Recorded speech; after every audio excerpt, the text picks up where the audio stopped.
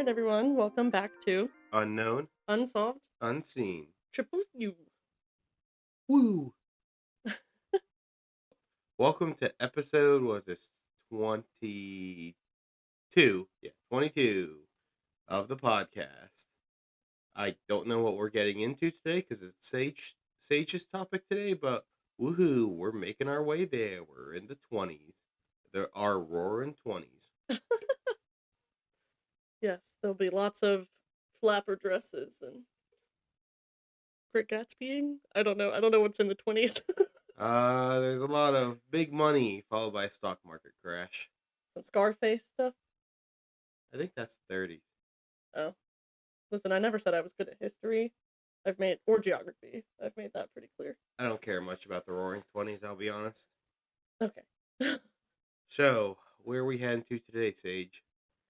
Today we're gonna be jumping across the pond, Ooh, going into the UK. have we been to the UK for an episode yet? Um, I can't remember, to be honest I'm with just you. going to take a quick look. I know we've been to the Himalayas. We've been to Australia. Been to everywhere for the Hollow Earth, but I don't think we've been to the UK yet. And you know what? Shout out to our 5% of listeners who are from the UK. So we're finally acknowledging them with a story from their side. Oh yeah. Thank you all. Yeah, they're our second largest demographic. Oh, neat. You won't believe, who do you think our fourth largest is? I don't know. The U.S. Virgin Islands. Oh. That's our fourth largest demographic right now. Well, thank you to those in the U.S. Virgin Islands. Yeah, thank you to you guys. I appreciate you, whoever you are out there. Didn't expect to get listens from out there, but you're beating out countries like South Korea and Portugal. Okay. To show them that the U.S. Virgin Islands is better than Portugal and South Korea. All right. Ready? Yeah, I'm ready. Did you have any announcements for today? No, but I do want to start with some trigger warnings. All right, so today we're going to be discussing the reincarnation case of the Pollock sisters. Trigger warnings for that are like child death, unfortunately through a car accident, discussion of a recreation of that car accident, and then there's also a brief discussion of abuse towards the end. Oh man. So if any of those things are things you don't want to hear about and don't want to listen to, then we'll see you next week for Frank's episode. Although I don't know that one.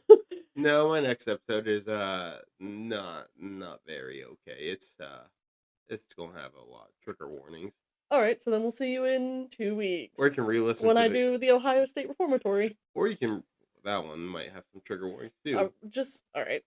Re-listen to the cryptid saber-toothed cats of the world. Great episode. I loved it. I put a lot of work in that one. Just give that one another listen. That too. I like the Yeti. Or any of our episodes. The more listens, the merrier. Just check the trigger warnings on all of them. Yeah, we'll have it in the show notes as well in case you want to, relook at them as you go through. All right. So, like I said, we're going to be going to the UK, where Joanna Pollock, who was born in 1946 as the family's first daughter, but their third child, and Jacqueline Pollock, born in 1951, second daughter, were the daughters of Florence and John Pollock. This was a Catholic family from Hexham, Northumberland, which again is located in the UK. John Pollock, the father, was born in Bristol in 1920 and was raised in the Church of England before converting to Catholicism when he reached young adulthood, which I will expand on in a little bit because this ends up becoming a pretty big part of this case. So there was not a lot of information on the life story of Florence, the mom, other than that she was raised in the Salvation Army and then converted to Catholicism when she married John. So they both converted to Catholicism as young adults. Florence and John owned a grocery and milk delivery business, which they spent a lot of time being preoccupied with. So they ended up leaving their 2 daughters, and they also had 4 sons. I just literally couldn't find their names anywhere. I just know that they existed. They left their 6 kids to be raised mostly by Florence's mom. I also couldn't really find any information on her either, but she does come into play later in the story. So Joanna was known for being creative and a free spirit who was said to be, quote, totally devoted to taking care of her younger sister, end quote. It's said that she often mothered her younger sister, and Jacqueline really enjoyed this kind of care and like embraced it. Joanna also liked to play dress up and liked to perform plays that she would write herself. Jacqueline was the younger, more impatient little sister who many considered the baby of the family, because at the time I do believe she was the youngest. Unfortunately, though, on Sunday, May 5th of 1957, when Joanna was just 11 years old and Jacqueline was 6, extreme tragedy would hit this family. On the way to church, the two girls were walking with their friend Anthony Layden, who was 9 years old at the time.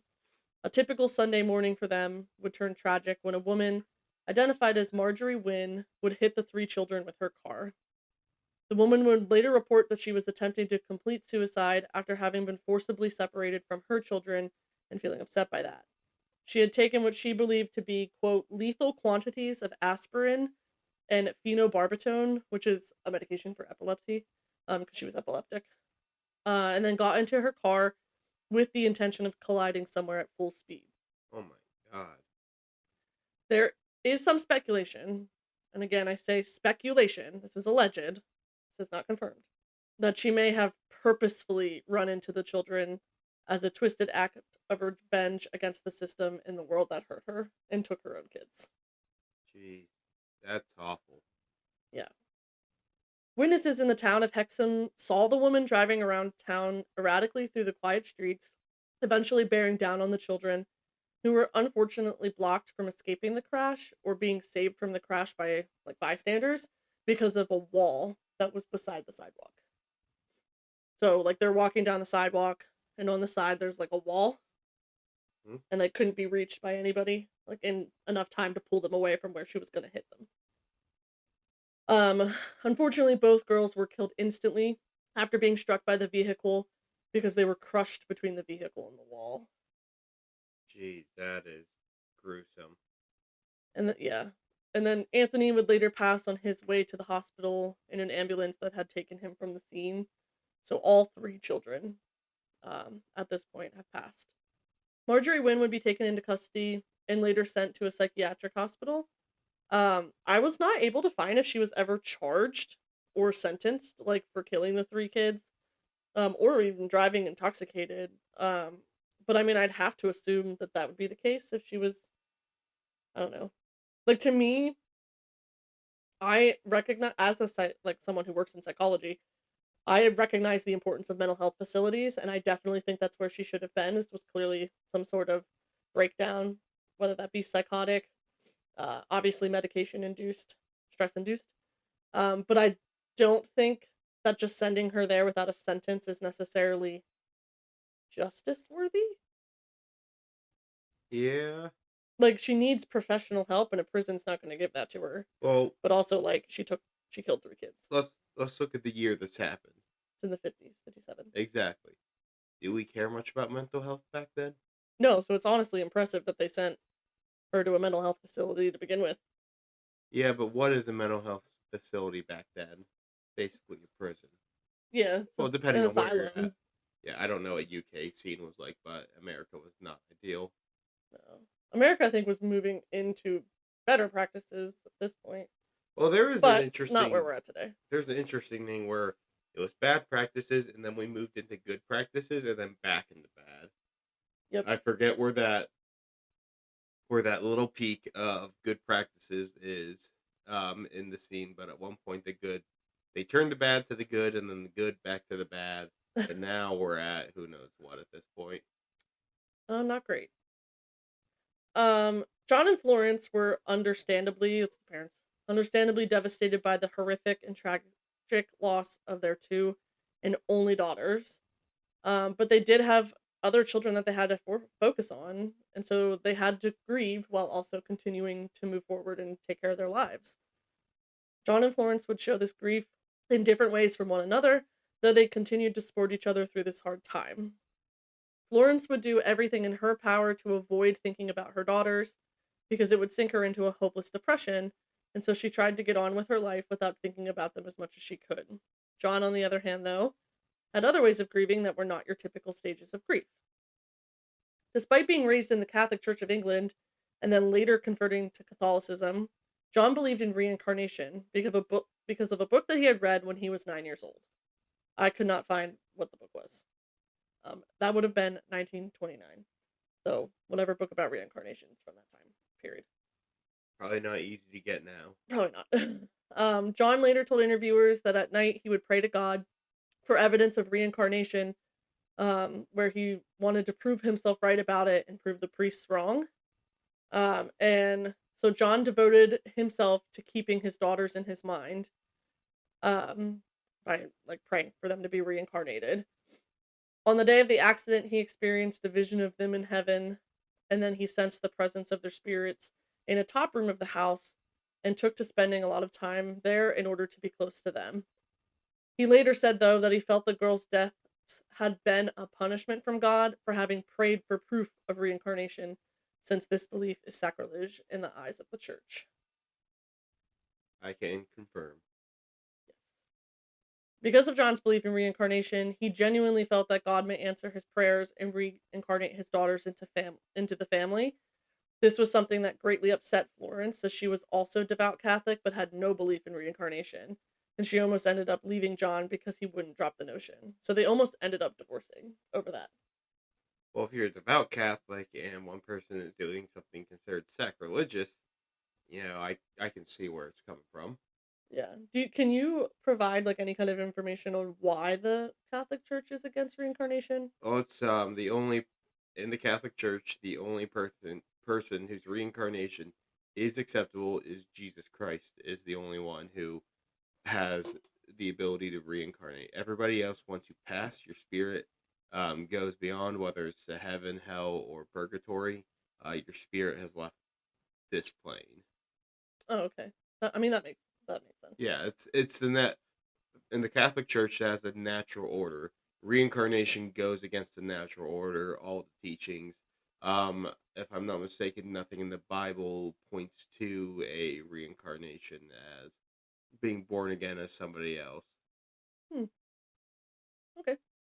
That is definitely not the beliefs I would say that I hold, I guess, but I can understand like where that's coming from and like why that would be considered sacrilegious There's a if it's going against like your religion that you Yeah, practice. and that's a big thing that I remember being taught is that reincarnation is one of the things that the church does not budge on at all, and that the path for the soul is a linear one that's followed the same every time.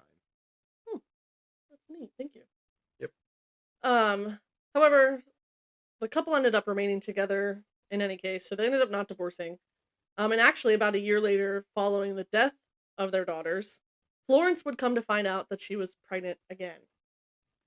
John believed, so this would be like she had 6 kids, now she's pregnant again. Jeez. John believed his prayers may be on the path to being granted by having twins, and that they would have their little girls back into their lives through 2 new daughters. Um, Florence completely rejected this idea again because of her belief in Catholicism, but also because there was no history of twins on either side of their families, and the doctor, like her OBGYN, had also stated that the chances of her having twins would be really low because they were only hearing one heartbeat throughout the entire pregnancy. Is that very rare for this to happen? That I don't know. I I've I would not. assume so because, like, I know that at least in today's tech, like, you can find multiple heartbeats if there's multiple babies. However, though, to both their surprises, that would be the doctor and Florence, not John, because John knew. Florence would end up giving birth to twin daughters, Oh, Jillian and Jennifer, on October 4th, 1958. So one heartbeat, no history of twins. John says it's going to be twins because they're going to be the reincarnated daughters. Florence says no, ends up giving birth to twins. and how long after the passing of the first two girls is this? This was about a year and a half. It's from May 1957 is when the accident happened. The twin girls were born October 4th, 1958. Okay. Here's where things get interesting. more so than, having twins spontaneously, I guess. So the daughters were identical twins, meaning like literally that they would be identical, Yep. and born from the same fertilized egg or like zygote, that split. Okay. That's fraternal twins are two different eggs that get fertilized. Um, Identical twins are one that splits, so monozygotic. However, one of the daughters, though, Jennifer, she's actually 10 minutes younger than Jillian, had a birthmark on her waist at her left hip, which is highly unusual for identical twins to have a difference in birthmarks. What makes this so interesting, though, is that Jacqueline, the younger of the two original daughters, also had a very distinct birthmark on her left hip at her waistline. So they have the same birthmark. Okay. Jennifer also had a mark on her forehead, which matched the exact location where Jacqueline had gotten a scar from a fall that she had taken when she was 3 and fell into a bucket and cut her forehead open above her right eye near the bridge of her nose. All right. So that scar was indented and would become more pronounced in colder weather. And on Jennifer, so the younger of the two twins, both her hip birthmark and her birthmark on her forehead would become more pronounced and deeper in color when the weather was colder. Florence, mom, would deny for several years that her twins were reincarnated versions of her late daughters, despite there being like some interesting evidence for this being the case. For starters, the birthmarks that I just mentioned. Additionally, about 3 months after their birth, the family relocated to Whitley Bay, which is about 50 kilometers or 31 or so miles from Hexham. Despite this move, and the girls having only been newborns when living in Hexham, they were able to recall information about the town that they wouldn't have been able to know, like when they were toddlers.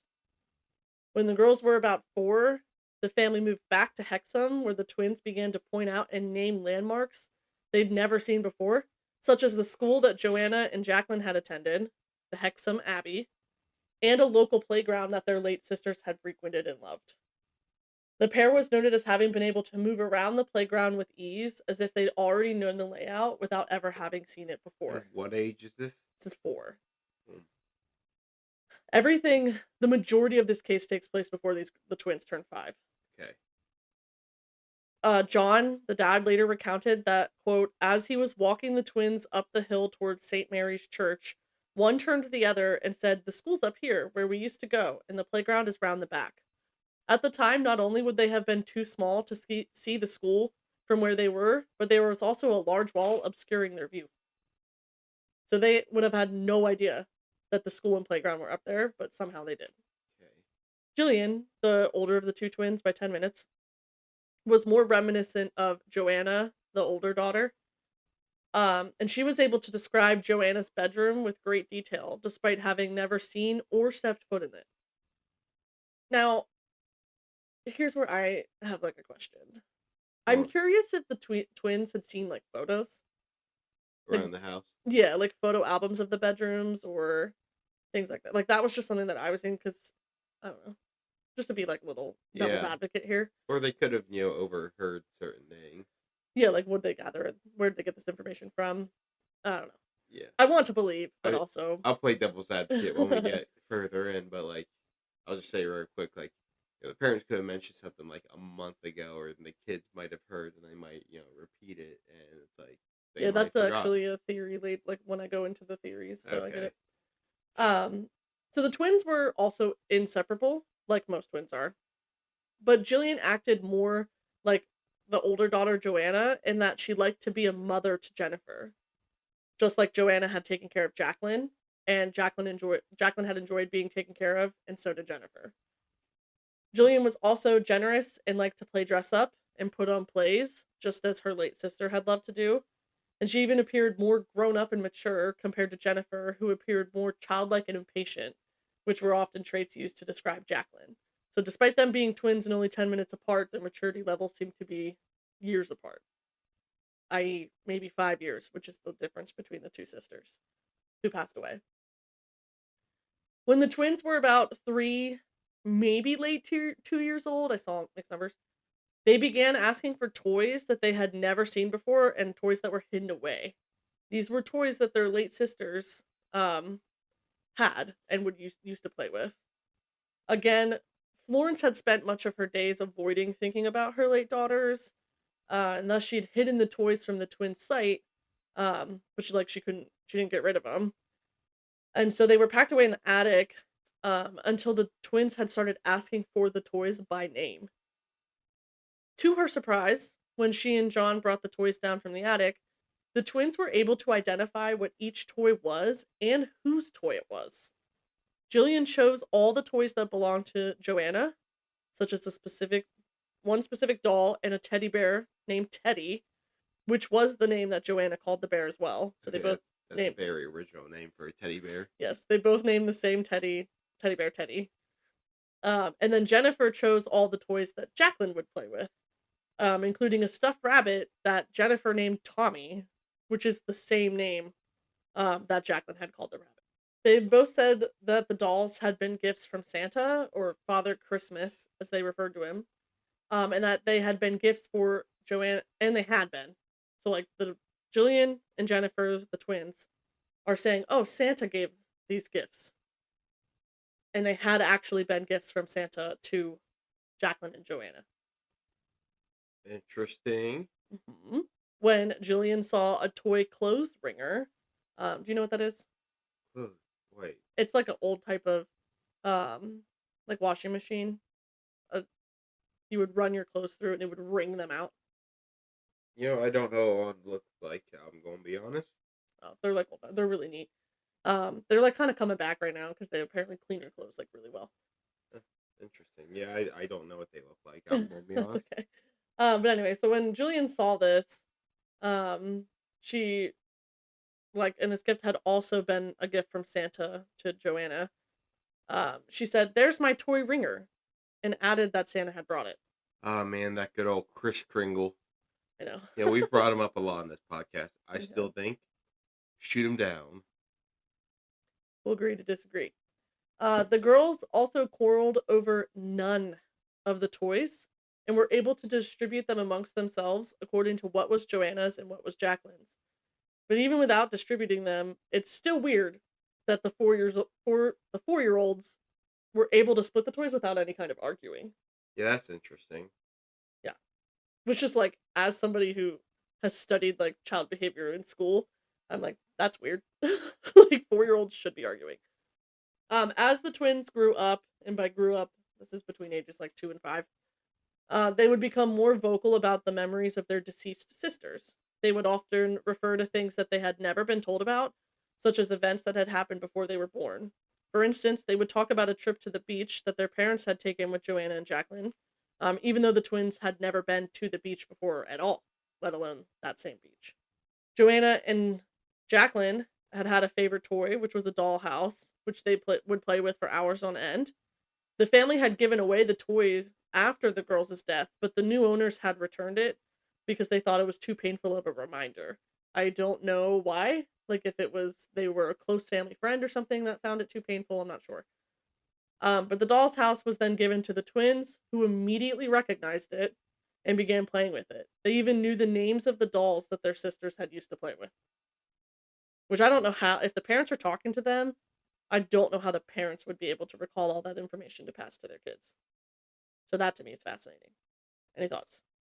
I still find this all interesting, but I still think it's all within the possibility, and I hate to be the person that keeps saying that they could have just overheard stuff True. and maybe had very overactive imagination. Following the death of her daughters, Florence hung up her smock that she wore when helping her husband with the business, and she began being a stay-at-home mom where she raised the twins. However, the twins looked most to their maternal grandmother, who had done most to raise Joanna and Jacqueline, for guidance and love, even though Florence was now entirely available. So they treated grandma the same way that Joanna and Jacqueline would have been with grandma, even though mom was more available to the twins than she was to Jacqueline and Joanna. Okay. When the twins were about 4 and a half, John wore the smock to do some painting, and Jennifer had asked him, "Why are you wearing Mummy's coat?"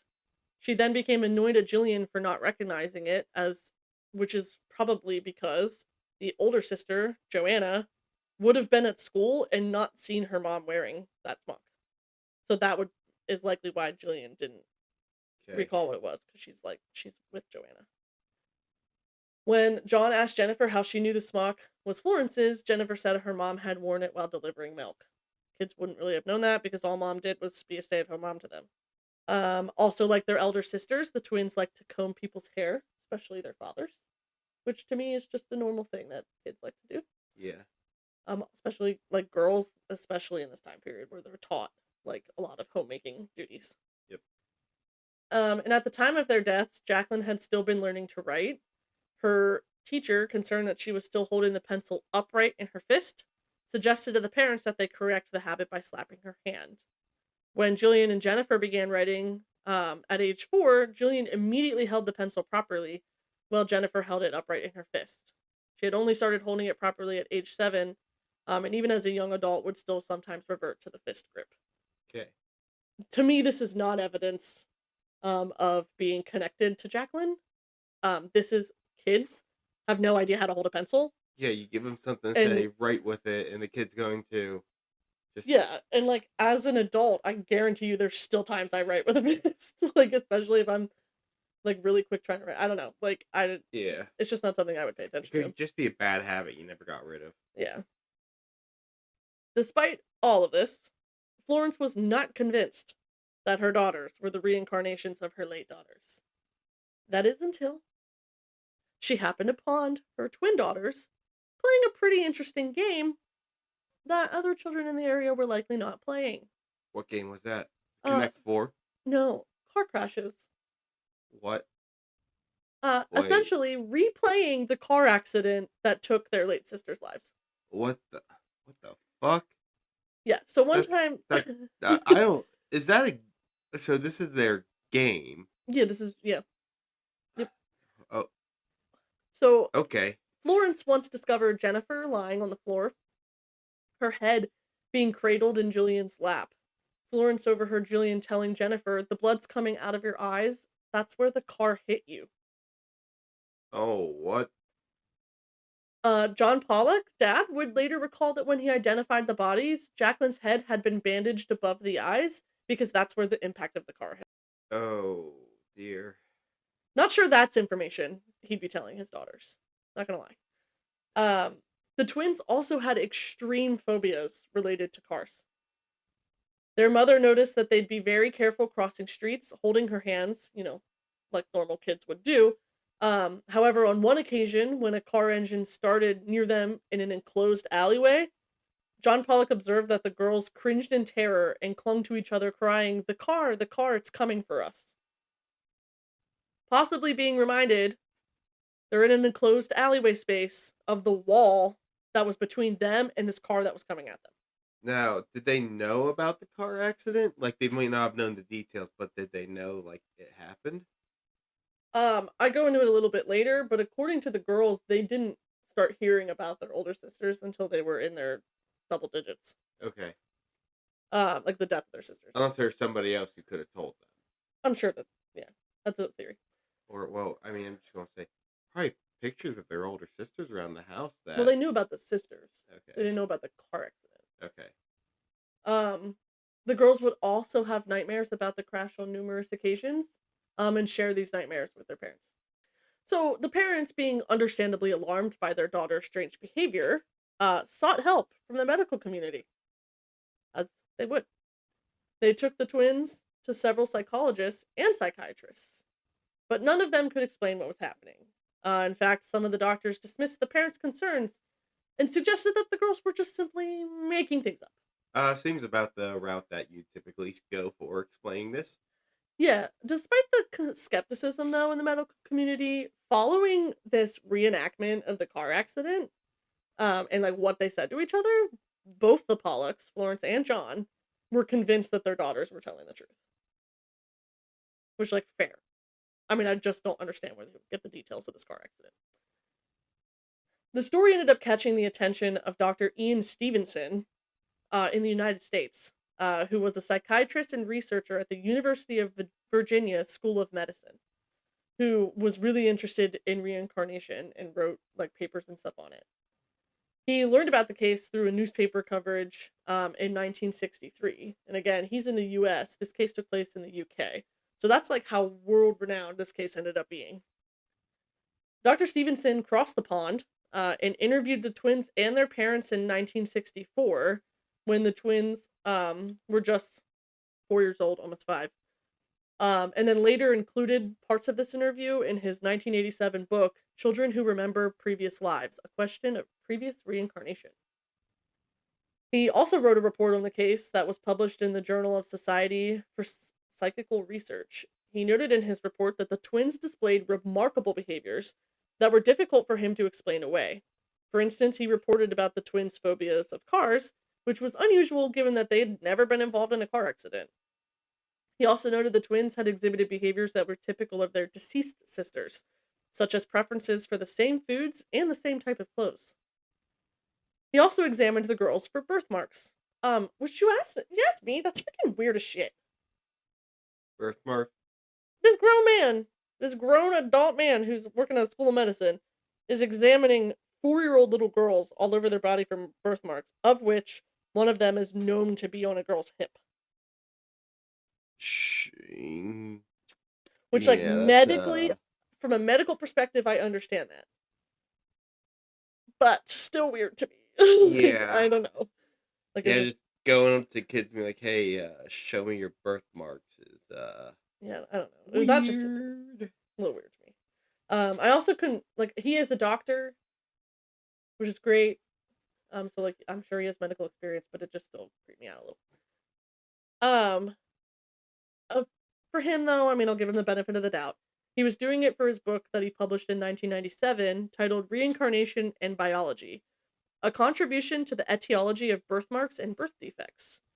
The book was a result of fieldwork in the UK, Asia, Turkey, Lebanon, across Africa and Alaska, so up in the north, in which he interviewed and investigated claims of reincarnation with particular attention to the correspondence of birthmarks on the reincarnated subject to the circumstances of their deaths in their previous lives.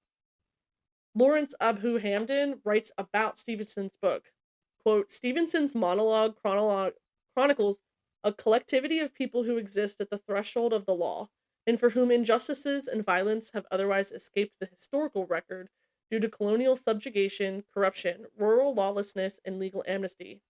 Perhaps, contrary to the intention of the author, what we see in his collection is not reincarnation as a scientific fact, but reincarnation used as a medium for justice. In the birthmark, testimony is stored in the body of the next generation, ensuring the survival of minor histories in the face of religious conversations, destruction of language and property, colonial occupation, and territorial annexation. Do you get the premise of what he's saying? not fully. So it took me some time to kind of break this down, but I wanted to read his actual thing because I felt like it was necessary. What I'm gathering from this is that maybe they're saying that maybe birthmarks are not necessarily related to past deaths, but related to, like, essentially generational trauma as a way of showing that those traumas have existed and they cannot be overshadowed or taken by, like, religious conversions, destruction of language, they're not being able to share in the same language, destruction of property, colonial occupation, or territorial annexation. So essentially, those birthmarks hold the memories of previous generations of like traumatic things that happened that can't be just taken away by like different changes in society, like and in the community. Does that make a little more sense? Yeah. To me, I just thought that was really interesting because my whole life, I don't know about you, but my whole life I've like heard from other people or heard from my parents and stuff that like birthmarks like were where you died in a previous life. And I have a giant birthmark. Like I don't know, it's got to be the size of like a grapefruit, like on the back of my thigh. And I'm always wondering like what happened? Did I lose a leg? Like I have one. like it's stabbed in the femoral artery. I have a small one on my the heel. That what's this part of the foot? I don't know, front of your ankle. Oh, yeah, from my ankle where like it bends into your foot. On my left foot, I have a birthmark there. I have like little ones on my fingers. Like I have like one. I don't somewhere over here. I think one of my old cats had one. He had a patch in his white fur that was brown instead of white. I think that was a birthmark for him. Oh, that's interesting. Yeah, I don't know if I have other birthmarks or if they're just freckles. I have a lot of freckles. But anyway, I just thought that was like a pretty interesting thing. Um so later when the twins were 20 in 1987 or 1978, Stevenson would again meet with the family and ended up having blood tests arranged to determine their zygosity or what type of zygotes they were in the womb. The results showed that they were monozygotic, meaning it was confirmed that they were identical twins and not fraternal that happened to look a lot alike. This made it even more fascinating that Jennifer had birthmarks that matched Jacqueline's birthmarks and scars.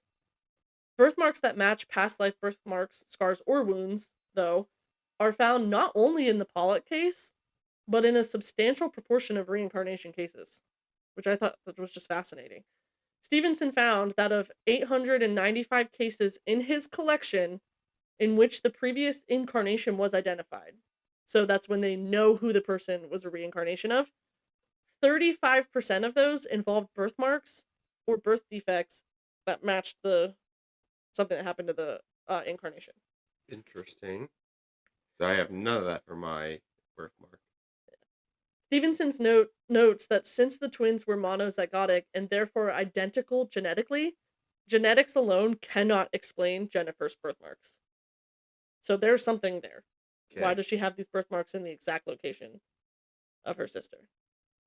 Genetics isn't going to describe that. Additionally, I thought this was just a little interesting little tidbit. Stevenson thought that the cases involving children were most credible versions of reincarnation because children were less likely to make things up. In contrast, an adult who claims to have been reincarnated might have been swayed by things they'd read or seen on TV. Okay. Interesting. My thought is, I understand where he's coming from because, yes, kids are less likely to make things up that directly match to their incarnations. But also remember, like you mentioned earlier, kids are very imaginative. They will make things up. Yeah. That's the whole point of being a child. I know. But to say kids don't make things up. Yeah, like that's the whole like we tell you in child development that like your kids imagining things, like having imaginary friends and huge imagine it's like good. Like that's healthy for them. Yeah, because I can remember things when I was a little kid where like it's over exaggerated when I remember it. And I'm like, there's no way that was to that extent. Yeah. It's So just like yeah. I had an overactive imagination when I was a kid. And I'm like, I feel like that's part of having a kid. I don't think, definitely you don't have a good grasp of the overall understanding of the world, so you see it through a larger lens. Does that make sense? You fill in the blanks that you don't understand. Yep. Yeah, and so I get where he's coming from in terms of like the reincarnation aspect. Like it would be difficult for kids to make things up that directly match the incarnations. Adults would have an easier time with that because they would know more. However, to say that kids are less likely to make things up is just flat out wrong in my opinion. But anyway, so now on to some criticisms because I know we've talked a little bit about them. But this will give you some time to share Criticisms of the entire thing or like the doctor? the entire thing. Okay. So, understandably, the Pollock sisters case is often criticized, and many people are skeptical of the parents, Florence and John. Fair enough. British writer Ian Wilson's known for his critique of the case and notes that it is evidentially weak and that the only witnesses to the statements and behavioral signs are the parents, one of whom fervently believed in reincarnation. And you would want confirmation bias, so Mm-hmm. that. Do Yeah. you use confirmation bias in here? Do you talk about that? I actually don't, but that's a really good point. Yeah, because But I don't use the actual term. I'm assuming that's what I was getting at when I was I writing the believe notes. that's what you're getting at, and that's what I'm thinking towards the father as confirmation bias. When two your witnesses both are parents, so they're already close to the matter, which makes them have an inherent bias. One of them who has what he already believes, and this fits his belief, so he's going to find more and more things that fit it. Yeah, and I also like Here's how like I look at kids in the same family. Each kid, every kid is different. Every kid is going to get a different set of parents, even though it's the same people. Like the first child is going to have different parents than the second. Like that's just due to the growth and things that the parents are having. Like you said, confirmation bias. If the parents want, like if dad wants these kids to be reincarnates of his other daughters, he's going to give them the same clothes. He's going to give them the same foods. Same Like toys and same yeah, whatnot. like he's going to give them the things. I think he's going to slightly encourage it. Yeah. And Not enough that he notices he's doing it, yeah, but enough that it looks he's casual. going to lead them into what he wants. Yeah. Um Also, since the two pairs of daughters had the same parents, knowledge of the older sisters might have been available to the twins through normal means. Yeah. Richard Rockley, writing for the website Skeptic Report, suggests that John Pollock, since he believed strongly in reincarnation, most likely talked about his notion that the twins were reincarnations of their sisters in their presence. Also, other family members and friends might have talked about the accident and their deaths, even though the parents say they didn't talk about it till they were teens. He also suggests the parents could just be reading too much into the twins' statements, or the parents are just lying. Which, like, fair. Stevenson, right, though, Dr. Ian Stevenson, writes that John Pollock responded to a journalist who made that same suggestion by saying that if he had not believed in reincarnation, he would not have shared with anyone the similarities that he and his wife had noticed, and there would be almost certainly have been no case or none worth reporting.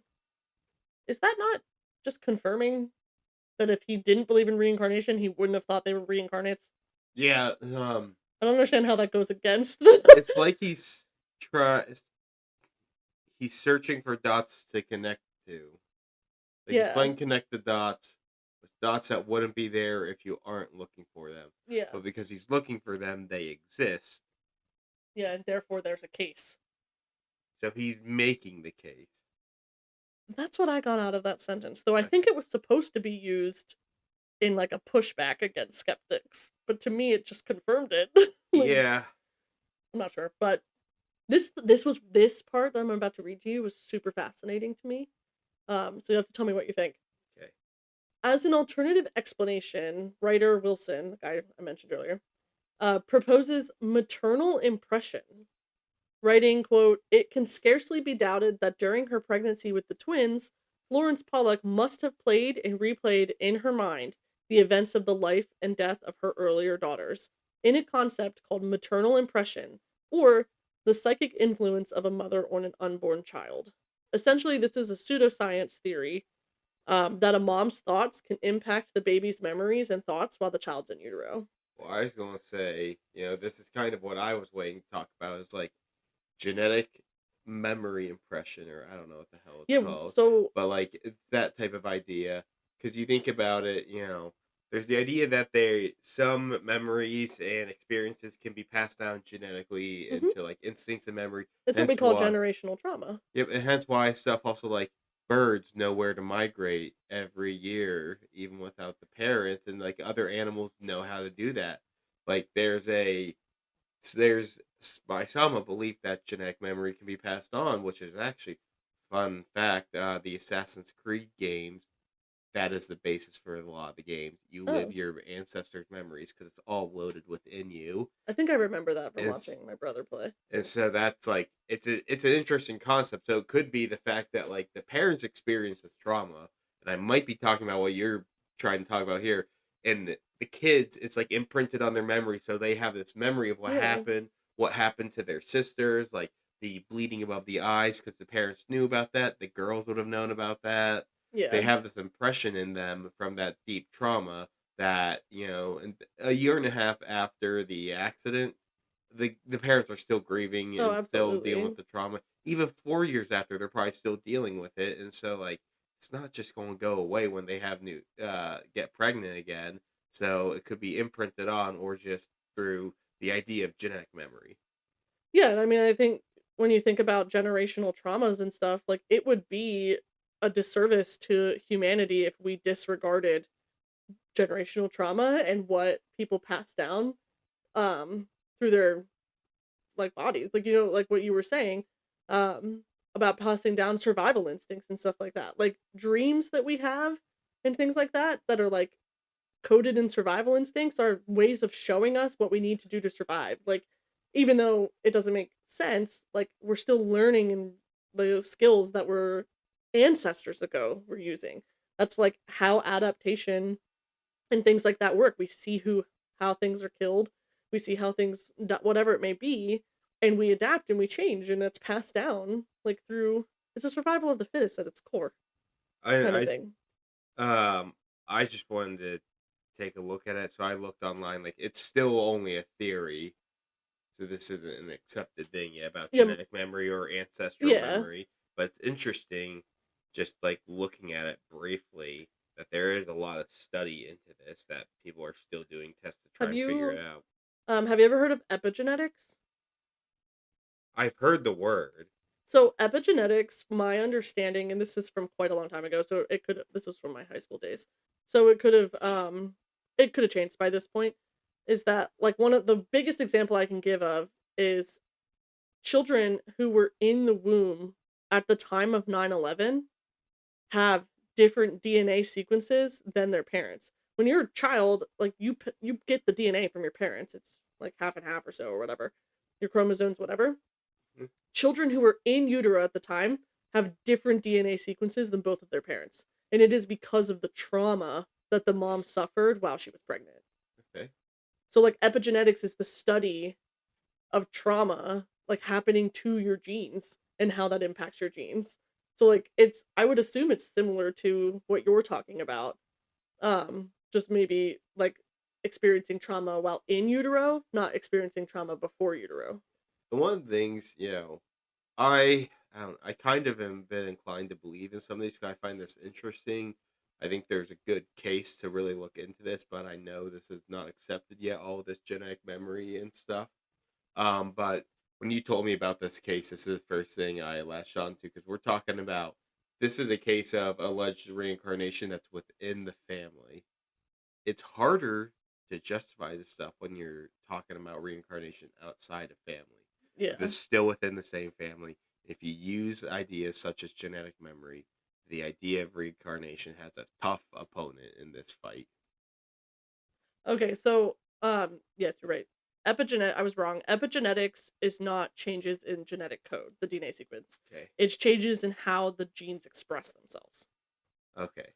So, like it's the study of how environmental factors and behaviors can change how genes are expressed without altering the DNA sequence. So, they have the same DNA as their parents, but the expression of that gene is different and it's outside the realm of like what we would consider like Punnett squares and Okay. that kind of thing. So, did you when you went into this one, did you expect this is where I'd start talking a lot about stuff like that I believe in or think of? No, but I appreciate your input because Because this is one that I'm genuinely fascinated with is the idea of genetic memory. Solely because every time like I've seen it bring up, people will talk about stuff like bird migrations and how they know yeah. where to go, or fish migration. Because like salmon will spawn all the way up in the rivers, leave, and then come back. And it's like, is there a genetic memory of how they do the cycle of life? Because when they lay their eggs, they die, but the spawn know to go out to the ocean, live, and then come back and spawn again there. And that's an interesting concept Yeah. of whether there's a genetic memory because to an extent all animals have instincts and act in similar way. Is that genetic memory? Is that ancestral memory that we're Yeah. talking about there? Is that and is this case here just that being applied on a human level but a bit more powerful than usual? Yeah. So, a little bit of devil's advocacy on the part of what Stevenson writes. Who's So well, sorry, he's which one's the Stevenson again? he's the doctor from the University of Virginia. So Okay. he's the one that originally said like the study the birthmarks and things like that. I wanted Um to show me your birthmarks, children. so Wilson concedes that other cases investigated by Stevenson cannot be explained in this way, as the life remembered is in a different family and sometimes a distant location, ruling Uh out any possibility of the mom having normal awareness of the past life circumstances. So that's what you were talking about. Yep, that's what I thought. Exactly. Because this is within family, I lean more into the idea of a potential ancestral memory, which is also something that isn't proven true yet. Still an Yes. unsolved, But unknown thing. Stevenson would disagree with you and say that this is not the case for this family because Florence did not believe in reincarnation and felt so strongly about her beliefs until her daughter started playing the car crash game. So he's saying that like um Florence wouldn't be able to pass on this idea of reincarnation to her daughters because she didn't believe in it. But Florence couldn't. But there's still another person in the Yes, family. but they weren't. That's the thing, though, is that's difference. Like, dads don't have anything to do with babies in utero other than fertilizing the Yeah, egg. but unless he like talks, well, technically, this is what I'm going to say. Again with the ancestral memory thing, half the genetics is him. Yeah, it just wouldn't be like if mom's like thinking about it the whole time Yeah, she's pregnant, like that. It would come from that. It's not coming from dad yeah. But thinking if we're about it. thinking genetic memories, they're possibly getting his memories too in that 50-50 split of their genes. Yeah. So sorry if I'm like fighting too much. That's okay. That's where I'm thinking. That's like where my train of thought is going. Yeah, no, and like I agree with you. I just want to point out what they're saying. Okay. So, Dr. Jim Tucker, who's a research partner is this Stevenson guy still around? Probably not because it's 50s. I don't think so. I throw hands with him. He was a doctor in the 50s and 60s. I would assume that he's probably at least in his 80s now. Then I could beat him in a throw hands competition. She's probably dead by now. Probably dead by now. Dr. Jim Tucker, who was a research partner of Professor or Dr. Stevenson, also pointed out that for Florence, it was a constant struggle to reconcile the evidence of her own eyes with the children's edict that belief in reincarnation was a mortal sin. As such, the possibility that the girls had been reincarnated brought no comfort to her whatsoever. And this would make her be regarded as an excellent impartial witness. Okay. So they're saying, yes, like the one guy argued, well, the parents are not their bias, it's confirmation bias. But they're saying that Florence was so against the idea of reincarnation that she couldn't have confirmation bias because she thought it was a mortal sin to believe in that. And so that makes her the best impartial witness to the experiences that she's witnessing. I see where it comes from that. Yeah. But I'm just going to say once again, ancestral memory. Yeah. So which I think is not really. I don't think it was much of an idea back then, so I don't think it was really considered. Yeah. Because I think that's more of a recent idea. Yeah. So sorry. It's okay. Is it possible that it was paternal impression on the daughters instead of reincarnation? Maybe. However, as Stevenson states in a later work, he finds it inconceivable that John and Florence Pollock could mold the behaviors of their twin daughters so exactly to match that of their deceased daughters. And John and Florence claim they didn't speak to the twins about their deceased sisters until they were older and maintain that their memories were genuine. Okay. Sorry, I'm taking it all in right now. Is it question? How much more do you have to add on to this before I am giving my final thoughts on I this? have a couple more like ideas of skeptics and stuff. Yeah, if you want to do that, then I can give my final thoughts on all this rather than just derail the conversation now. Okay. So another theory similar to this, as the Morbid Library puts forth, quote, the idea that the parents may have planted memories in Jillian and Jennifer, either consciously or unconsciously. It's possible that they mentioned their late daughters in passing, i.e., that was Jacqueline's favorite toy. Or, we used to take Jacqueline and Joanna to this park. Kids are far more perceptive than they get credit for. So the parents might not be recognizing that they're saying those things, like you were pointing out earlier, but the kids are picking up on that. Yeah.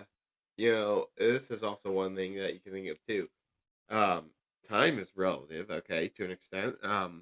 So what a parent says, like their day-to-day activities just go by the wayside, but for a kid, a day is a larger portion of their entire life than it is for an adult.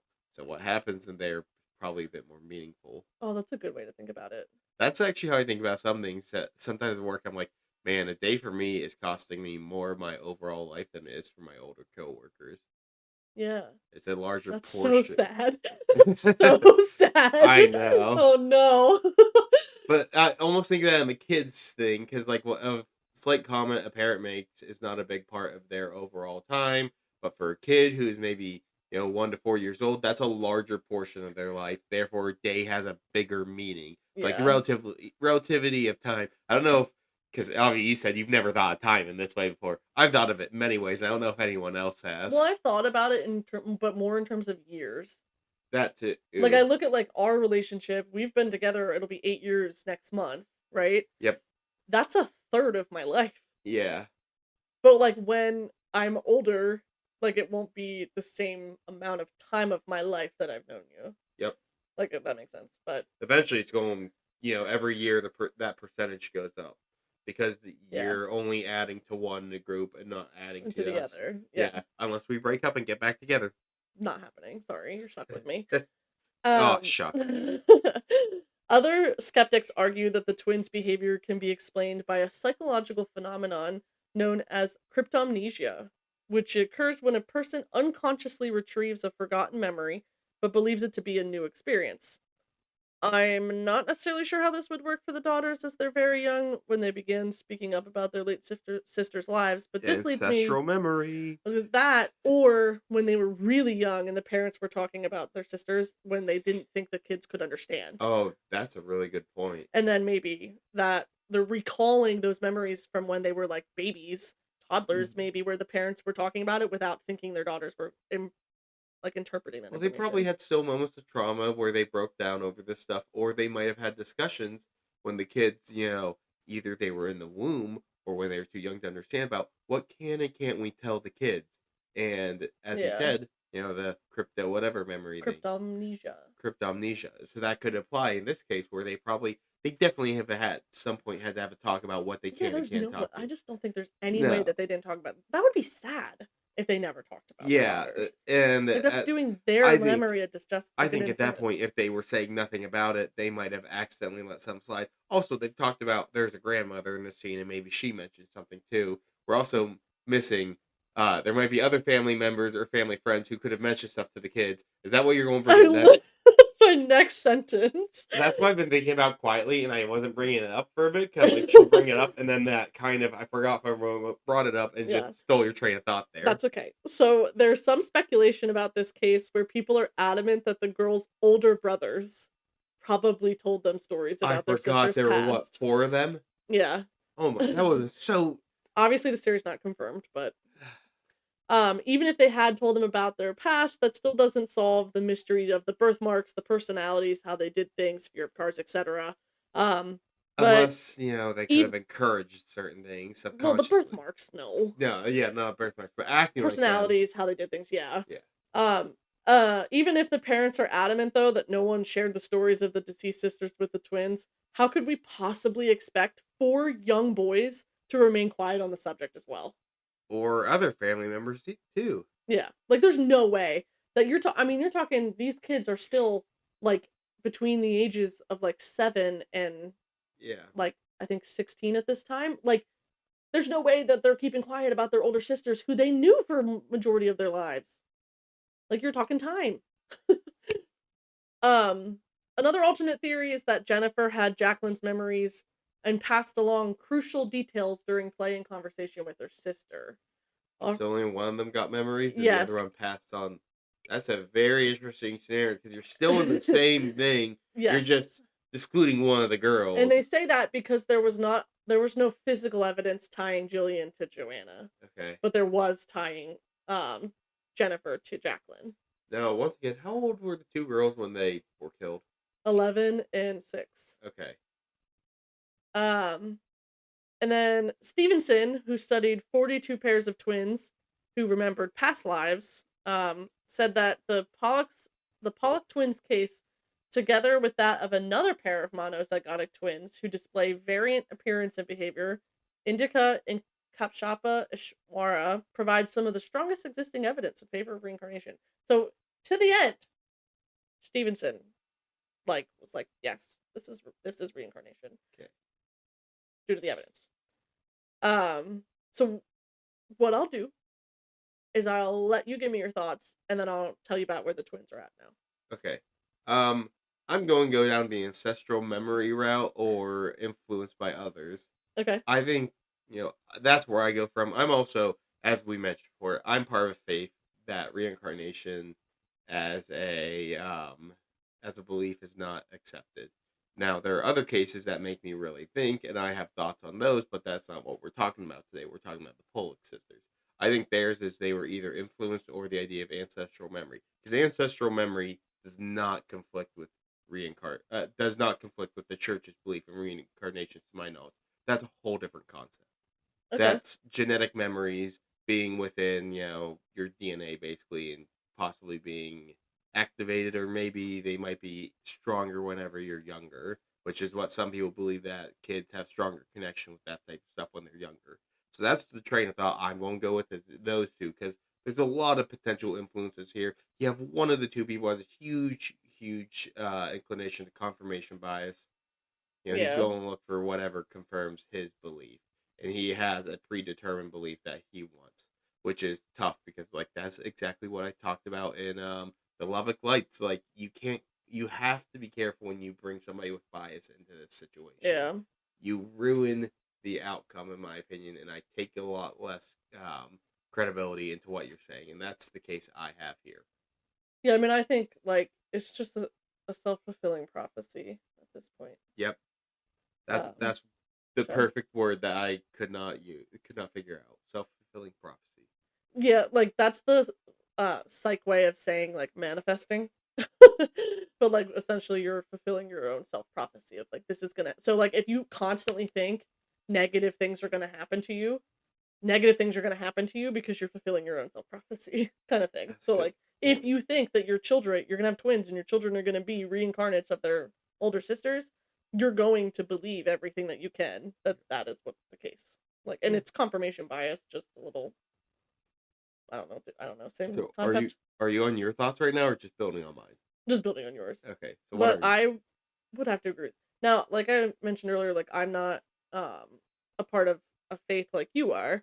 I do believe in, you know, something. I don't really know what's going on out there, but that's not for this podcast.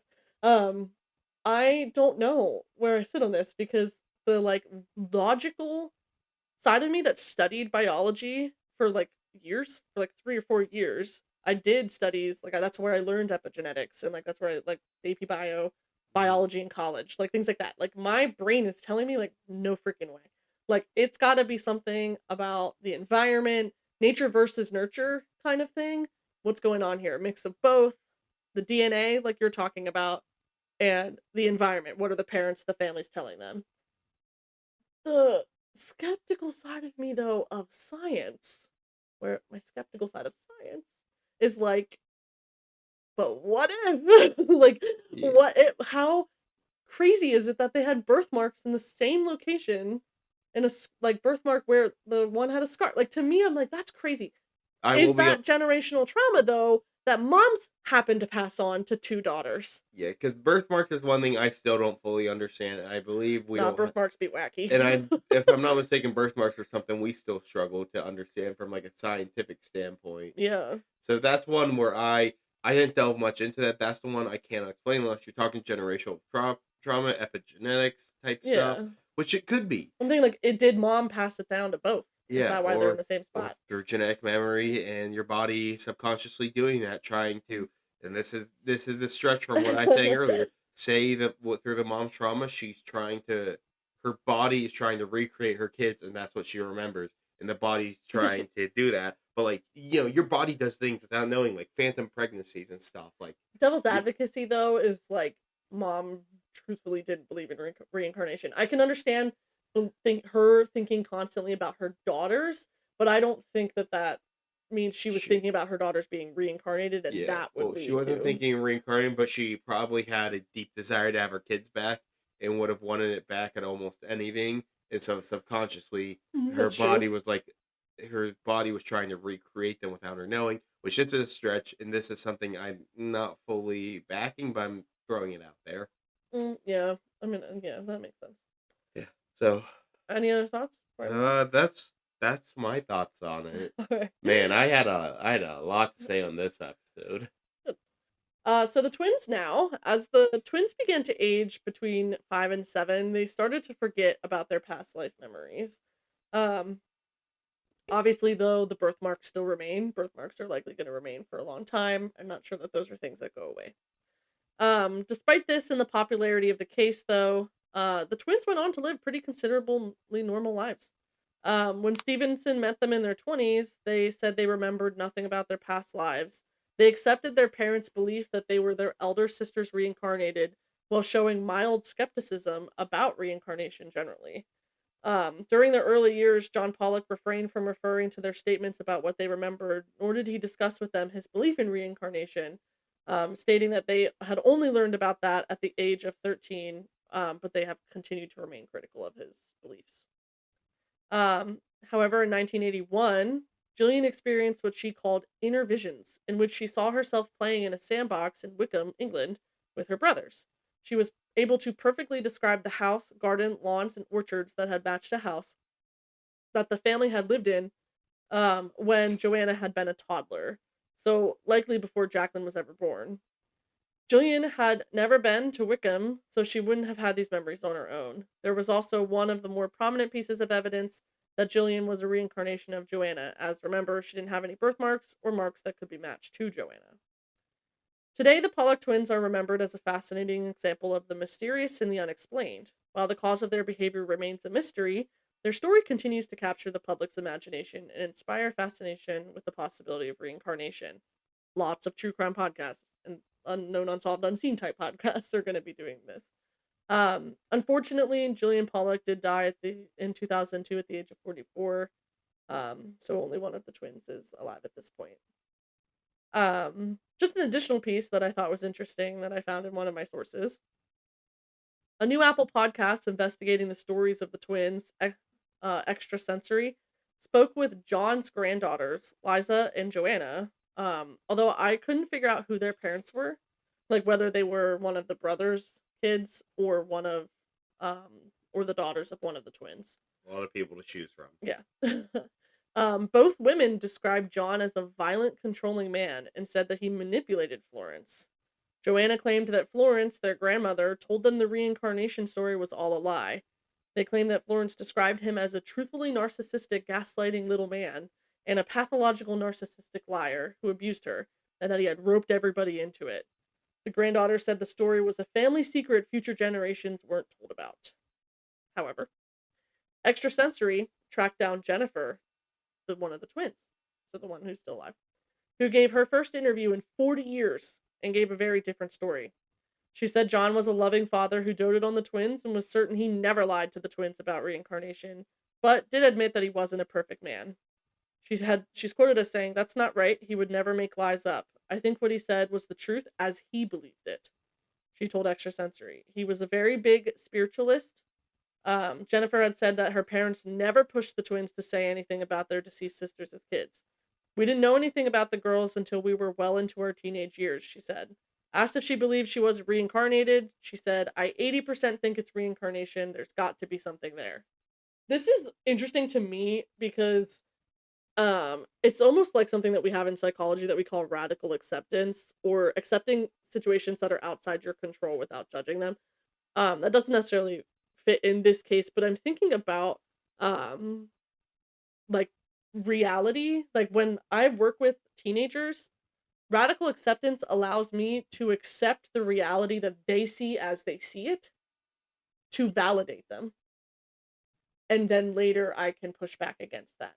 Because making people feel validated in their reality and in their emotions is really helpful when you're trying to process them with somebody. So I'm like almost wondering if like they're like he believed the like they're saying he believed the truth, or he said it was the truth as he believed it, because that's the reality that he experienced, different than the reality other people are seeing, but to him his reality was the truth that his daughters were reincarnated. Yeah. Like I don't know if that makes sense, but um And that's the story of the Pollock sisters, like I don't really have a way to close this out today like I normally one thing do, I want but to say on what you said, when the grandchildren said he was abusive and controlling, but the actual daughter said he wasn't. There's a chance, which I'm thinking, because the story was about the daughters, you might treat them better than everybody else in the family, that's because true. they were the stars of the story. Oh, I didn't even put that together. That's so true.